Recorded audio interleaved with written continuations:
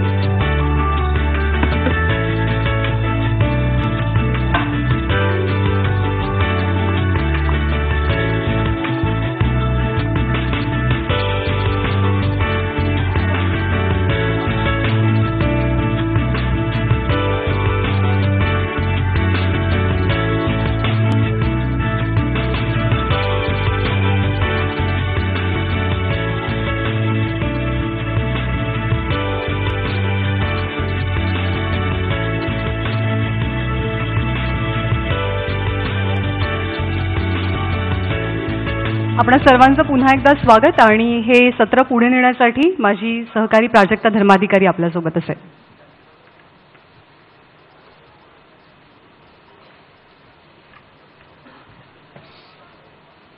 खरं तर ज्ञानदाने जसं मगाशी ओपनिंगमध्ये सांगितलं त्याच पद्धतीने गेल्या 10 वर्षांमध्ये किंबहुना 5 वर्षांमध्ये मराठी सिनेमा खूप बदललेला आहे. सैराट असू देत, नटरंग असू देत, वेगवेगळ्या प्रकारचे सिनेमे आपल्याला पाहायला मिळालेले आहेत. बॉक्स ऑफिसवर देखील मराठी सिनेमाने 100 कोटींचा गल्ला जमवलेला आहे. मात्र पुढच्या 10 वर्षातलं आव्हान काय असणार आहे, मला निखिल सरांपासून सुरुवात करायची आहे. सो पुढच्या 10 वर्षातलं पहिलं आणि सगळ्यात मोठं आव्हान काय असेल मराठी इंडस्ट्रीसमोर, मग ते नाटक, सिनेमा, वेब सिरीज, मालिका या सगळ्याच अनुषंगाने? सर्वप्रथम नमस्कार.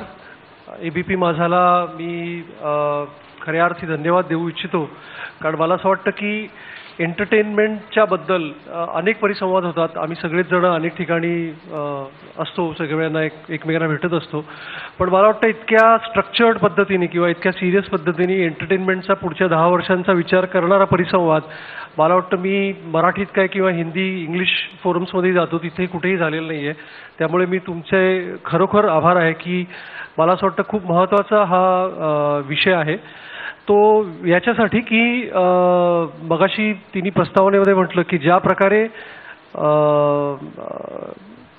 आपण म्हणूया एंटरटेनमेंटच्या संकल्पना बदलत आहेत, विशेषतः ज्या प्रकारची ॲक्सेस मीडियम सध्या उपलब्ध होत आहेत, त्याच्याने पुढची 10 वर्ष तर राहून द्या, मला वाटतं 5 वर्षातच त्याचं चित्र वेगळं असेल.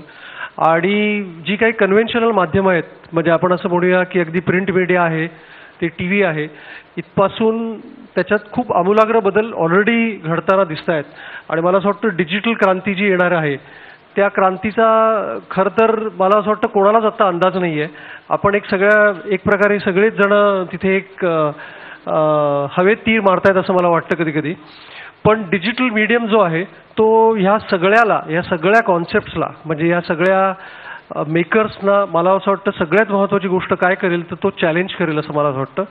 आणि त्याच्याकरता महाराष्ट्रातलं जे आपलं टॅलेंट आहे, म्हणजे आपल्याकडे असलेले कलाकार आहेत, लेखक आहेत विशेषतः आणि दिग्दर्शक आहेत, ह्या सगळ्यांमध्ये हे पोटेन्शियल आहे की आपल्या सगळ्यांकडे ती एक ग्रेट अडॅप्टेबिलिटी आहे. आणि ह्याचं कुठेतरी कारण म्हणजे हा एक वेगळा विषय होईल की आपली जी एक शैक्षणिक पात्रता आहे की या महाराष्ट्रामध्ये तुम्ही आज सोलापूरमध्ये जा, कोल्हापूरला जा, पुण्यात जा, तर इथल्या असलेल्या सगळ्या जनरेशनला आज गेम ऑफ थ्रोन्स पण छान माहिती आहे, झी मराठीवरल्या मालिकाही सगळ्या छान माहिती आहेत, त्यांना सैराट देखील छान माहिती आहे आणि त्यांना येणारा टॉयलेट एक प्रेमकथा नावाचा सिनेमा आहे जो वायकॉमचा सिनेमा आहे तोही त्यांना माहिती आहे. सो ही जी प्रगल्भता आहे कॉन्टेंट समजून घेण्याची किंवा कॉन्टेंटबद्दलची अशी जी एक आशा आहे, तर मला असं वाटतं ही खूप जबरदस्त काय म्हणूया स्ट्रेंथ आहे आपली. त्यामुळे एकीकडे डिजिटल मीडियम एक वेगळ्या प्रकारच्या गोष्टी, एक वेगळ्या प्रकारच्या कॉन्टेंट निर्माण करण्याची गरज आपल्याला काय म्हणूया एक पुश करणार आहे, पण त्याचबरोबर आपल्याकडे असलेलं एक टॅलेंट आहे ते नक्कीच हे आव्हान स्वीकारू शकेल असं मला कुठेतरी वाटतं. आणि म्हणजे एक शेवटचा मुद्दा या ह्याच्यातला असं मला वाटतं की गेल्या 10 वर्षात ज्या प्रकारे विशेषतः मराठी TV, मराठी सिनेमा ज्या प्रकारे वाढला आहे आणि त्याला येणारी डिजिटलची साथ आहे पुढच्या 10 वर्षामध्ये, तर मला असं वाटतं मराठीची जी ताकद आहे ती येणाऱ्या 5 ते 10 वर्षात आपल्याला खूप मोठ्या प्रमाणात वाढलेली दिसून येईल असं मला वाटतं.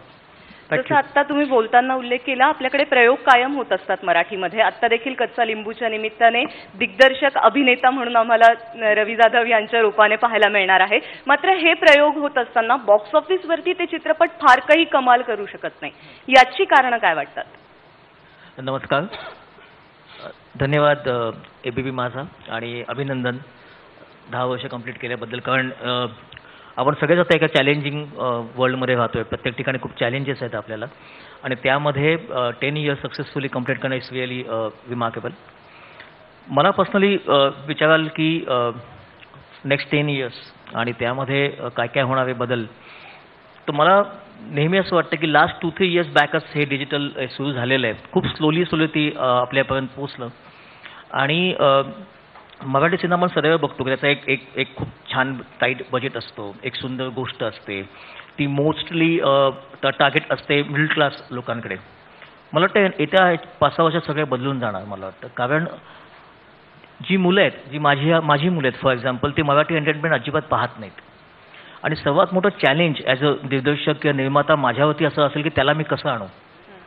ज्या पद्धतीने आज सगळे विचार करतात की आपण मुलांना कसं मराठी शिकवू, तसंच आपण मुलांना मराठी चॅनल्स दाखवायला कसे भाग पाडू, आपण त्या मुलांना मराठी सिनेमा दाखवायला कसं भाग पाडू, आपण त्या मुलांना मराठी नाटक बघायला कसं भाग पाडू. आपण अजूनही म्हणतो की सुवर्ण काय युग चालू आहे मराठी सिनेमांचं आणि नाटकाला पण खूप रिस्पॉन्स मिळतो आहे, पण यंग मुलं येत आहेत का? जो टार्गेट ऑडियन्स 13 to अराउंड 22-24 आहे तो येतो आहे का? तो नाही येत आहे. तुम्ही पहा, अमर फोटो स्टुडिओ नाटक आलं होतं ते यूथसाठी होतं, पण तिथे यूथ येत नव्हता. 35 ते 40 वर्ष आणि त्याच्या पुढची लोकच तिथे येत होती. आज एवढी मोठी एकांकिका चळवळ महाराष्ट्रात चालू आहे, इतक्या पद्धतीची यंग मुलं नाटकं करतायत. मग मराठी कॉलेजचे स्टुडंट नाटकं का पाहत नाहीत? मराठी कॉलेजचे स्टुडंट मराठी सिनेमा सेलिब्रेट का करत नाहीत? एखादं उदाहरण असतं अख्ख्या वर्षामध्ये जो मराठी यंग मुलं जो सिनेमा डोक्यावरती घेतात आणि तो सिनेमा खूप चालतो. त्याचा टाइमपास असेल, सैराट असेल, म्हणजे पोटेन्शियल आहे, ताकद आहे. मराठी यंग मुलांना सिनेमा पाहायचा आहे, पण त्यांच्यासाठी आम्ही गोष्टी निर्माण करतो आहोत का? ते आज गेम ऑफ थ्रोन बघतायत, त्यांना अत्यंत आवडतं आहे. ते आज वेगवेगळ्या वेब सिरीज बघतायत, त्यांना अत्यंत आवडतं आहे. त्यांच्याकडे व्हॉट्सॲप आहे. आता हे व्हॉट्सॲप एक TV चॅनलसारखं काम करतं आहे. म्हणजे आज मॅक्सिमम माणसं दिवसातनं 4-4, 5-5 तास व्हॉट्सॲपवरती बिझी असतात. त्यांना सिनेमासाठी 2 तास नसतो. हा फॅक्ट आहे. आज फेसबुकवरती बरीचशी माणसं, म्हणजे हे आपण मीडियम म्हणून पकडले जात नाही, एंटरटेनमेंट मीडियम म्हणून पाहिले जात नाहीत. For me they are very big entertainment channels. कारण फेसबुकवर तर व्हिडिओज यायला लागले. आधी यूट्यूब होतं, आता व्हॉट्सॲपमध्ये मॅक्सिमम व्हिडिओ लोक व्हॉट्सॲपवर पाहतात. त्यामुळे आता नाटक, सिनेमा, वेब सिरीज, त्यानंतर येणारं इलेक्शन. आता जेव्हा इलेक्शन येतं किंवा एखादी मोठी घटना घडते तुम्ही बघता की न्यूज चॅनल एंटरटेनमेंट चॅनल बनतात. त्यावेळी मॅक्सिमम माणसं हे न्यूज चॅनल पाहत असतात आणि त्यावेळी सिनेमा हॉल रिकामे पडलेले असतात. त्यामुळे सगळ्याचा आपण जर विचार केला तर मला वाटतं मग पोटेन्शियल कुठे आहे? तर मराठीमध्ये सर्वात मोठं लॅकिंग गोष्ट आता आहे ती यूथसाठी सिनेमा तयार करणं. आणि मला पर्सनली वाटतं तुम्ही गेल्या 3-4 वर्षात बघा हायेस्ट चाललेले सिनेमे हे यूथसाठी केलेले होते आणि त्याला यूथला चांगला रिस्पॉन्स दिला. मग 120 पैकी फक्त 5 सिनेमे यूथचे का बनतात? पण जे यूथसाठी म्हणून बनवतात त्यांचं टेकिंग आणि त्यांची कथा किंवा त्यांची मांडणी ही 1980ची असते. मग ते यूथला नाही आवडत.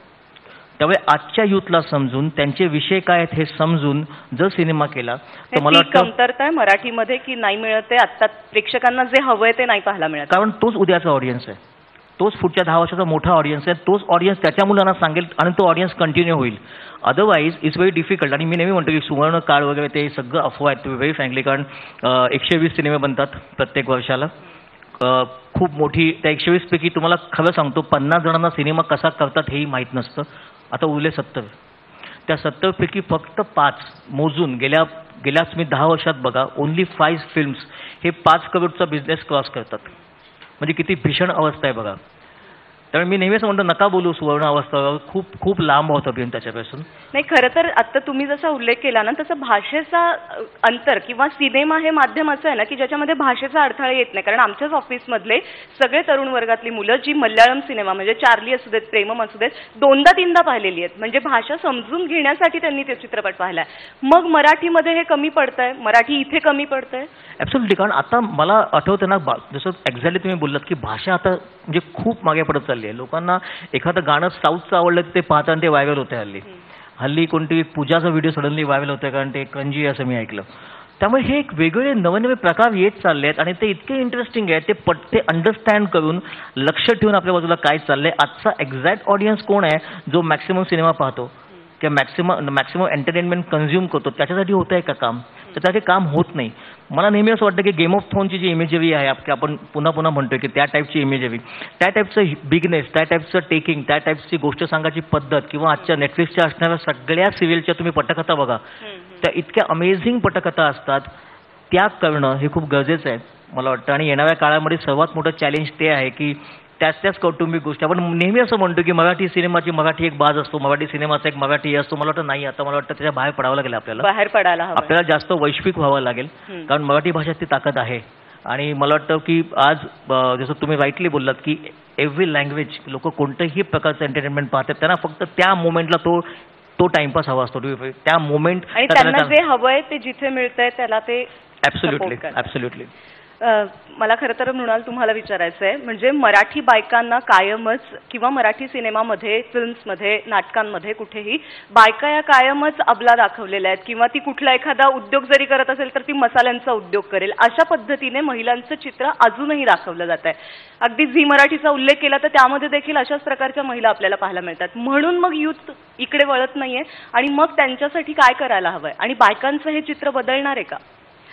मी थोडीशी सहमत नाही याच्याशी, निदान माझ्या बाबतीत तरी. मी मराठीतली माझी सगळ्यात गाजलेली भूमिका होती अवंतिका आणि ती अजिबातच अशी नव्हती.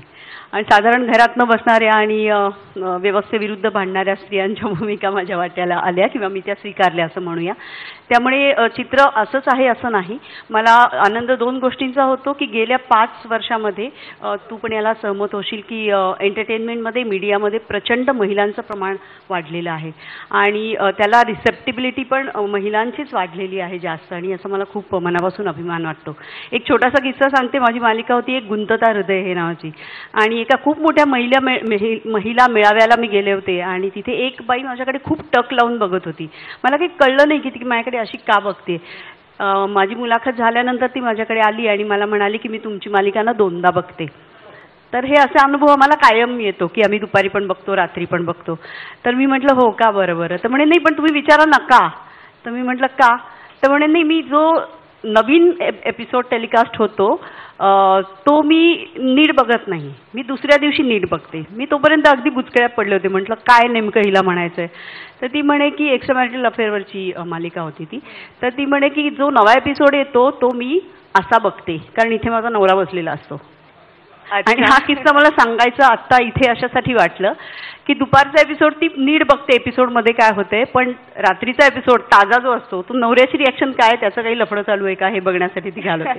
आणि या तिच्या वक्तव्याला इतका प्रचंड प्रतिसाद मिळाला की माझ्या असं लक्षात आलं की इतका इम्पॅक्ट करणारं हे माध्यम आहे की स्वतःच्या घराला प्रत्येक गोष्ट लावून बघताय तुम्ही, स्वतःच्या नात्याला लावून बघताय. आणि आता हा प्रकार कदाचित वाढत जाईल कारण एंटरटेनमेंट खूप पर्सनलाइज्ड होत चाललेली आहे. मला जे आवडतं तेच मी बघते, नॉट नेसेसरीली माझ्या घरात जे बघितलं जातं ते मी बघते.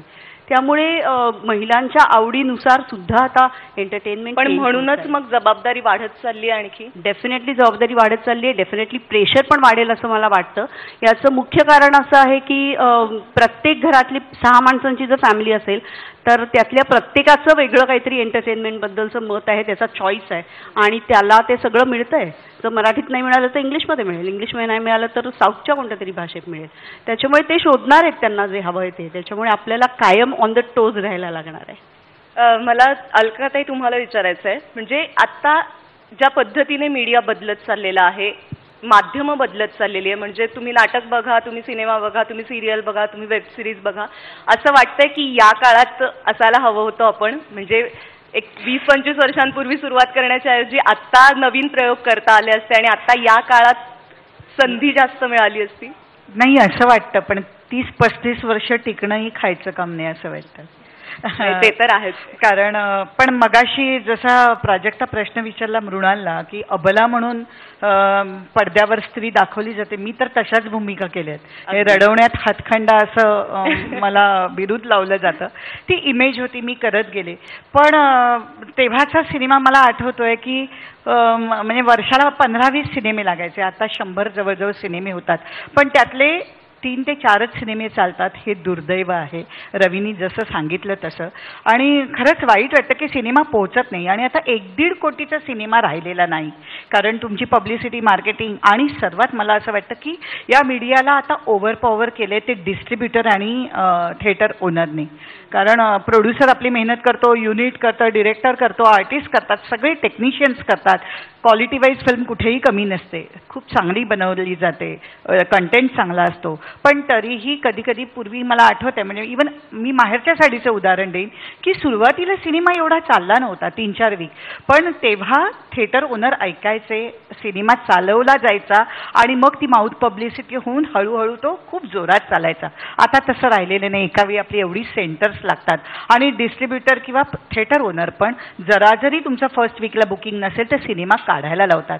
मग कधी कधी तो पोहोचत नाही आणि मराठी ऑडियन्स पाहताना प्रायोरिटी हिंदी सिनेमाला देतो. मग अशी रवीने सांगितलं तसं फॅमिली बघायला दुसरा सिनेमा जाईल, पण मराठी सिनेमाला फक्त त्यातले म्हणजे मी म्हणेन सिनियर सिटीजन किंवा आई वडील असाच ऑडियन्स जातो. तर हे चित्र नक्कीच बदलायला हवं आणि मराठी चित्रपटाला प्रायोरिटी देऊन त्या पद्धतीचे विषय आले तर मला असं वाटतं की चालायला हवेत. पण मार्केटिंग आणि पब्लिसिटी हे खूप महत्त्वाचं गणित आत्ता झालं.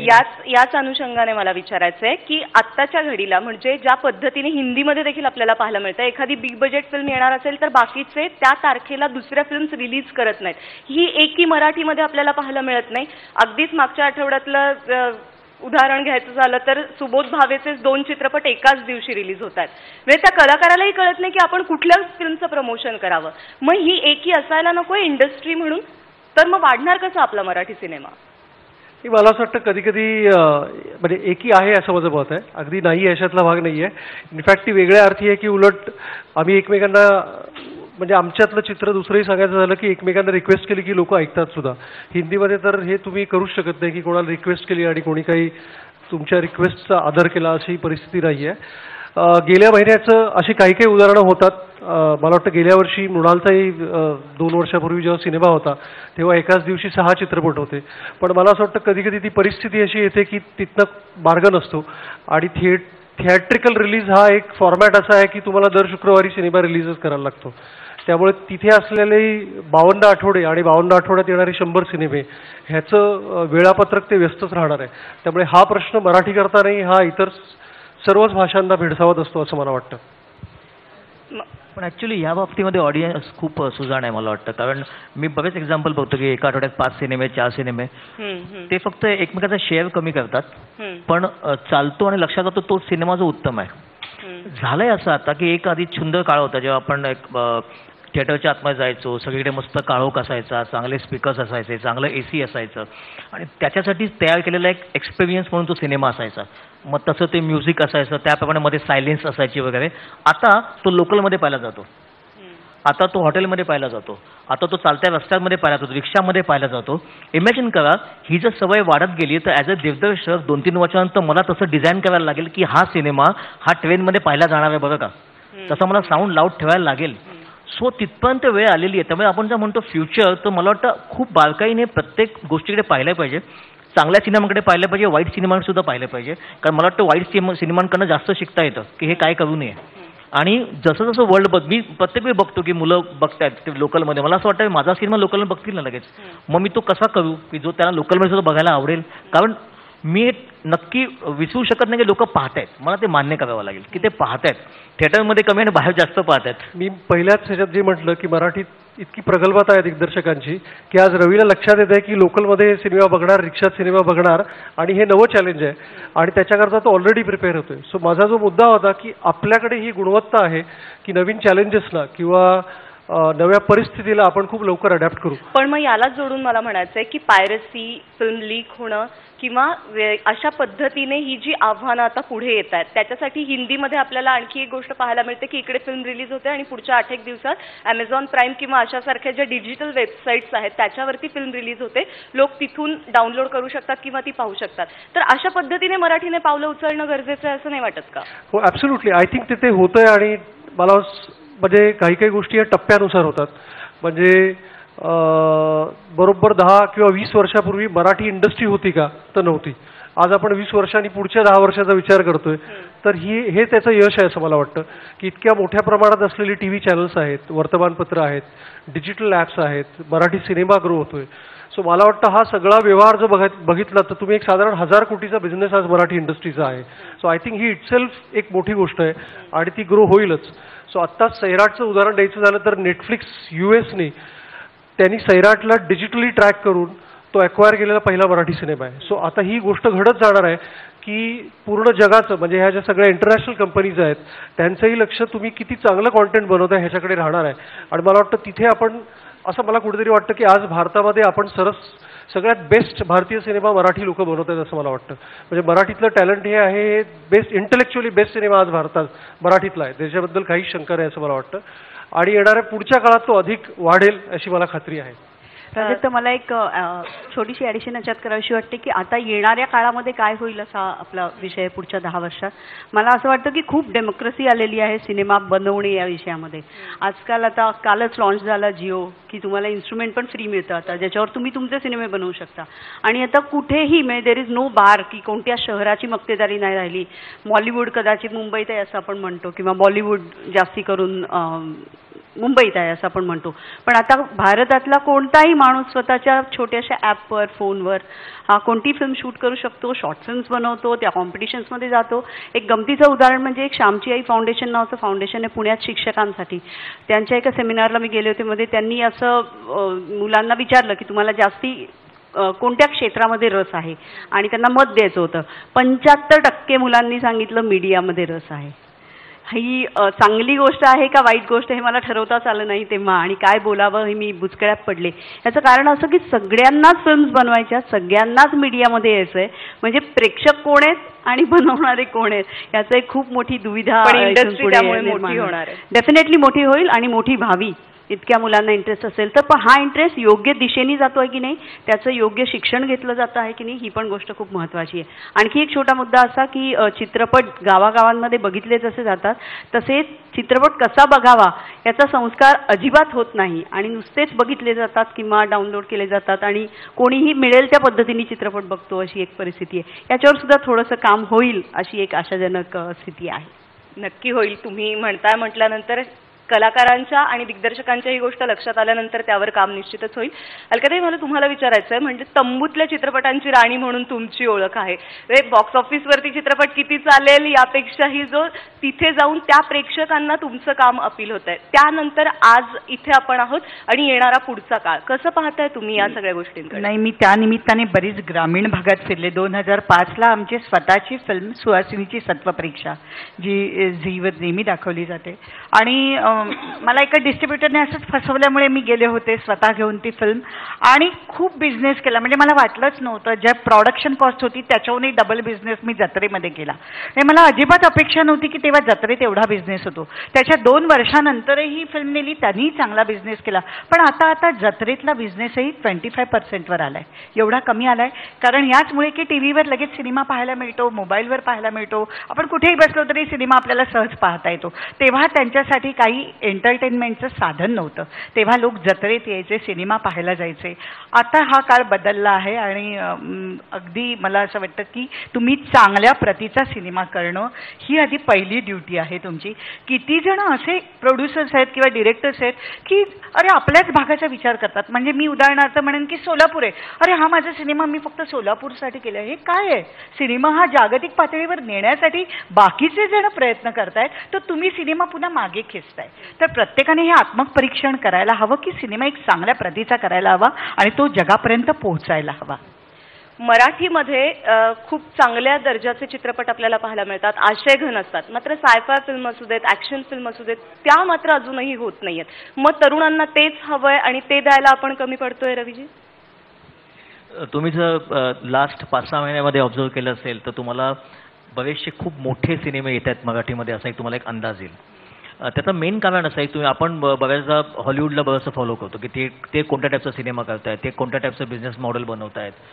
तर तुम्ही तर तिथे पाहिलं, आता तिथे 2 प्रकारचे सिनेमे होतात, एक छोटा सिनेमा आणि एक अत्यंत मोठा सिनेमा. त्याचे मधले असे सिनेमे तुम्हाला सहसा पाहायला मिळणार नाहीत की त्याचं बजेट असं मधलं वगैरे सेफ असतं. मराठीमधले तुम्ही पाहिलं 90% सिनेमे हे मधले असतात, सेफ. म्हणजे काय, सगळ्याचं बजेट सेफ असतं, कलाकार सगळे सेफ निवडले जातात, म्युझिक डायरेक्टर सेफ निवडला जातो. एकदम प्रचंड मोठी उडी, म्हणजे 10 करोडच्या वरचा सिनेमा किंवा मग 1 करोडचा. आता अशाच गोष्टी होणार असं मला पर्सनली दिसतंय. कारण ज्या पद्धतीने वेब सिरीजने जे नवं मार्केट तयार केलं आहे भव्य दिव्य गोष्टींचं, ज्याच्यामध्ये VFX आहेत. कारण मराठीमध्ये कॅरेक्टर तशी कमी नाहीत आपल्या इतिहासामध्ये. एवढे मोठे मोठे योद्धे होऊन गेले, राजे होऊन गेले, त्या सगळ्यांच्या गोष्टी यायच्या आहेत. आतापर्यंत फक्त बजेट हा एक प्रकार होता गेले म्हणजे 2010 ते आतापर्यंत आपण जर पाहिलं. पण यापुढे मला वाटतं ती सगळ्या स्टुडिओची एक मोठी स्टेप अशी असणार आहे की वर्षातनं एक तरी अत्यंत मोठा सिनेमा आणि 3-4 मोठे छोटे सिनेमे. कारण तुम्ही पाहिलं, जर तुम्ही ऑब्झर्व केलं तर हे 2 प्रकार सिनेमे खूप चालत आहेत.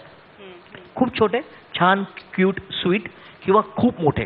तुम्ही आता बऱ्याचशा अनाउन्समेंट, कालच मला तानाजीची अनाउन्समेंट झाली आणि मग आमचा शिवाजी म्हणून सिनेमा आम्ही करतो.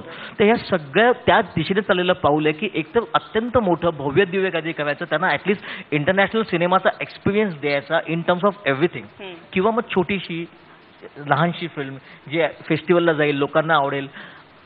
सेफ जो एक बिझनेस जो होता सेफ, आता मला वाटतं सेफचं हळूहळू ना कमी होऊन लोकांना रिस्क घ्यायला लागतील. मराठीमध्ये तसं जास्त कोण जोखीम पत्करत नाही. आपण रिस्कचा मुद्दा जेव्हा येतो तेव्हा तो पैशाशी निगडीत असतो, बजेट आणि मग त्याच्यावर येणारी ती फिल्म. मग हे रिस्क घेणारे प्रोड्युसर्स आपल्याकडे नाहीयेत म्हणून असं होत नाहीये, अशा प्रकारचे चित्रपट येत नाही. पण मला वाटतं जे उत्तम निर्माते आहेत त्यांना मार्केटचा अंदाज असतो की ह्या मोमेंटला काय चाललंय आणि ही मार्केटमधून आलेलं डिमांड जर असेल की we need something big to watch, we want that experience, तर मला वाटतं मग निर्माते त्यांचा जो गिवन बजेट जो असेल तो अशा पद्धतीने अलॉट करतील की ते एखाद दुसरा सिनेमा मोठा भव्य दिव्य, एखाद दुसरा स्मॉल, असं करून ते छान एक त्याचं एक सुंदर मला वाटतं बुके तयार करतील.